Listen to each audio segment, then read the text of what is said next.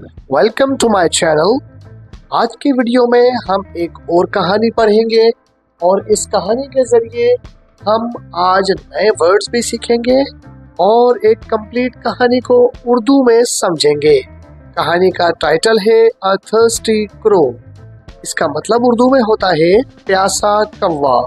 ये कहानी आपने इससे पहले भी यकीनन पढ़ रखी होगी, लेकिन आज हम उर्दू और इंग्लिश में इस कहानी को समझेंगे, साथ साथ उसकी वर्ड मीनिंग भी देखेंगे। तो हमारे चैनल पे आपको मुख्तलिफ न्यूज़पेपर्स के कॉलम्स, मुख्तलिफ टॉपिक्स के ऊपर पैराग्राफ्स और छोटी छोटी सबक आमोज कहानियों के जरिए इंग्लिश सिखाई जाती है। अगर आप हमारे चैनल पे न्यू हैं, चैनल को सब्सक्राइब करके वीडियो को लाइक करके दोस्तों में शेयर जरूर कीजिएगा। चलिए कहानी की शुरुआत करते हैं। अ थर्स्टी क्रो, प्यासा कौवा। One hot summer day, a crow was very thirsty. गर्मियों के एक दिन में एक कौवा बहुत प्यासा था। One एक, hot means गरम, summer का मतलब गर्मियों, day का मतलब दिन। One hot summer day, गर्मियों के एक दिन में। A crow means एक कौवा, was का मतलब है था, very बहुत, thirsty प्यासा। A crow was very thirsty, एक कौवा बहुत प्यासा था। He flew here and there in search of water. वो यहाँ से वहाँ उड़ा पानी की तलाश में। ही का मतलब है वो, लेकिन यहाँ पे ये ही कौवे के लिए आया है। फ्लू का मतलब है उड़ा और ये सेकंड फॉर्म है फ्लाई की।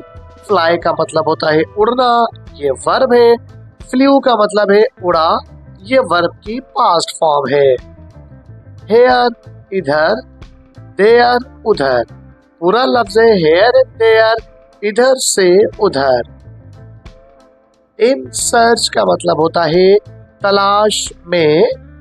ऑफ का मतलब होता है का, की या के। वाटर का मतलब होता है पानी। He flew here and there in search of water. वो इधर से उधर उड़ा या यहाँ से वहाँ उड़ा पानी की तलाश में। At last he saw a picture in a garden.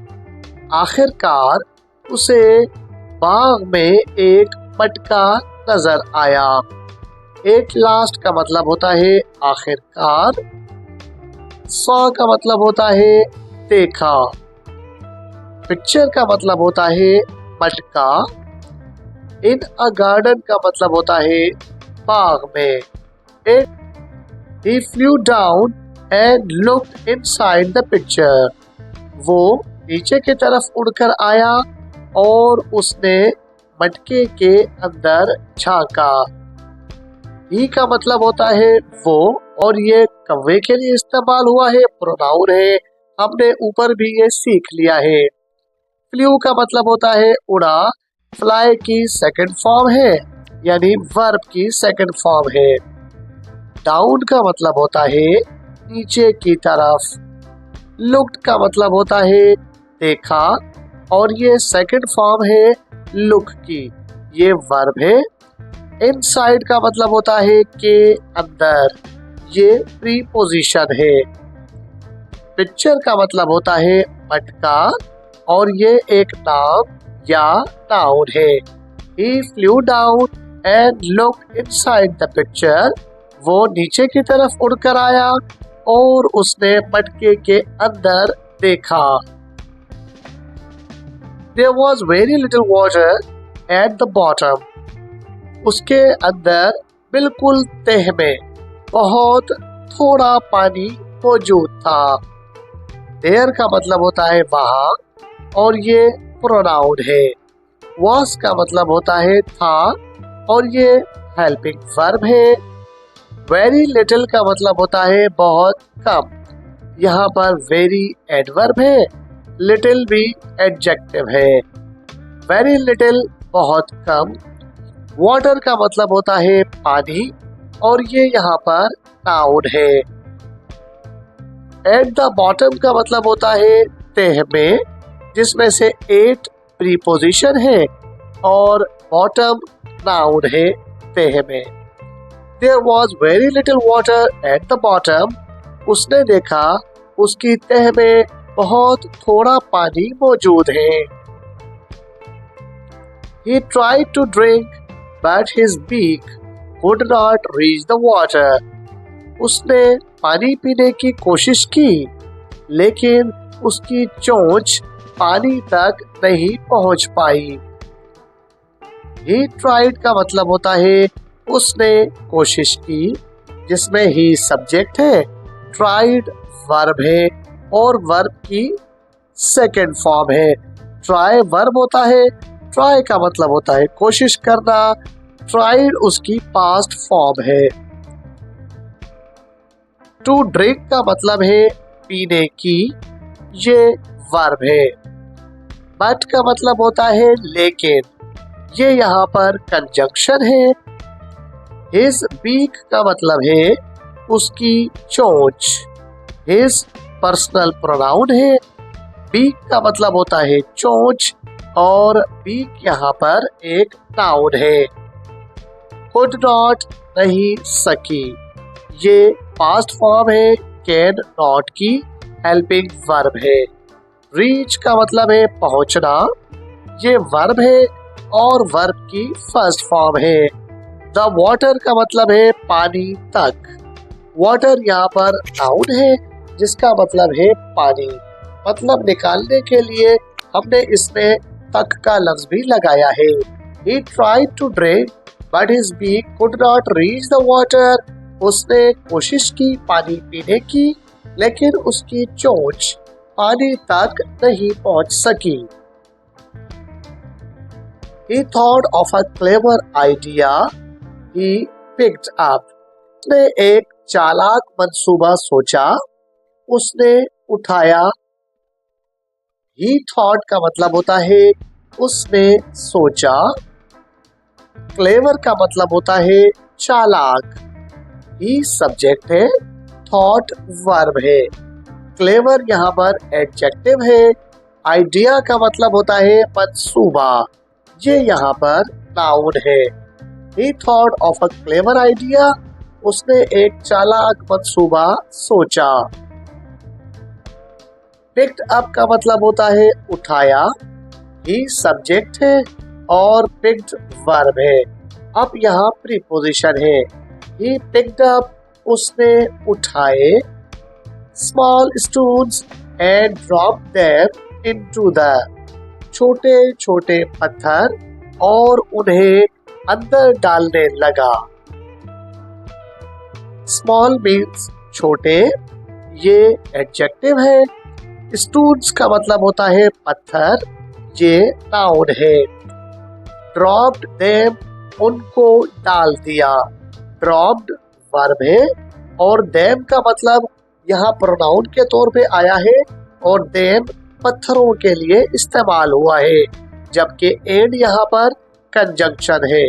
Small स्टून्स and drop them, छोटे छोटे पत्थर उठाए और उनको डाल दिया।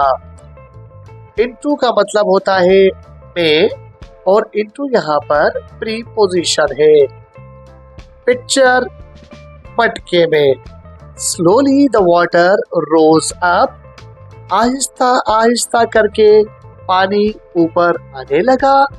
द क्रो कौवा। पिक्चर का मतलब होता है मटका या मटके। स्लोली का मतलब होता है आहिस्ता से या कुछ देर बाद। पिक्चर यहाँ पर नाउन है। स्लोली का मतलब है आहिस्ता से या कुछ देर बाद, ये यहाँ पर एडवर्ब है। वाटर का मतलब होता है पानी और ये यहाँ पर नाउन है। रोज अप का मतलब है ऊपर आया और ये रोज वर्ब है, वर्ब की सेकंड फॉर्म है और अब इसके साथ प्रीपोजिशन ज्वाइन हुई है ऊपर की मीनिंग में। He dropped them into the pitcher उसने उन पत्थरों को मटके में डाला। Slowly the water rose up, आहिस्ता आहिस्ता पानी ऊपर आया। द क्रो, कौवे, क्रो नाउन है, कौवा या कौवे की मीनिंग के लिए आया है। Drank the water and flu away happily, कौवे ने पानी पिया और खुशी खुशी वहां से उड़ गया। ड्रैंक का मतलब है पिया और ये ड्रिंक की सेकंड फॉर्म है, यानी ये यहाँ पर वर्ब है। वाटर का मतलब है पानी और ये यहाँ पर नाउन के तौर पर आया है, जबकि एंड यहाँ पर कंजंक्शन के तौर पर आया है। इसका मतलब है और। फ्लू वर्ब की सेकंड फॉर्म है फ्लाई की, इसका मतलब है उड़ा। अवे का मतलब है दूर और ये एडजेक्टिव है। हैप्पीली का मतलब है खुशी खुशी और ये यहाँ पर एडवर्ब है।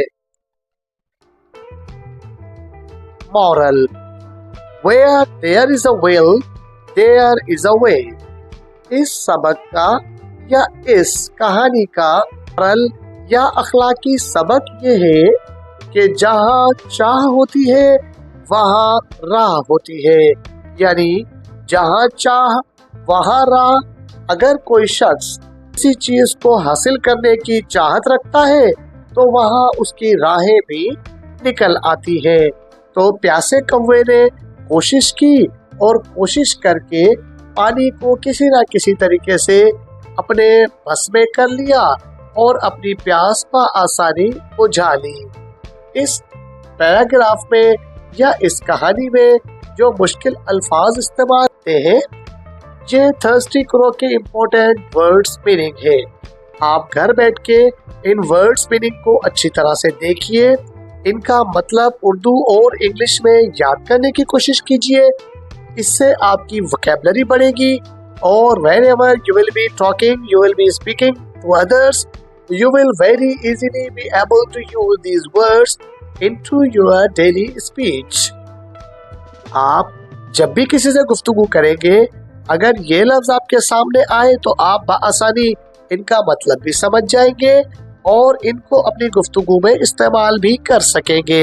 ये अहम वर्ड्स मीनिंग है जो आप याद कर लेंगे तो आगे आने वाली स्टोरीज, कॉलम्स और न्यूज़पेपर में इस्तेमाल होने वाले वर्ड्स आप बआसानी समझ सकेंगे। मिलते हैं अगली वीडियो में। अपना और अपने इस चैनल का ख्याल रखिएगा। लेकिन अगर आप चैनल पे न्यू हैं तो चैनल को सब्सक्राइब करके, लाइक करके वीडियो को शेयर जरूर कीजिएगा। मिलते हैं अगली वीडियो में। टिल देन, अल्लाह हाफिज।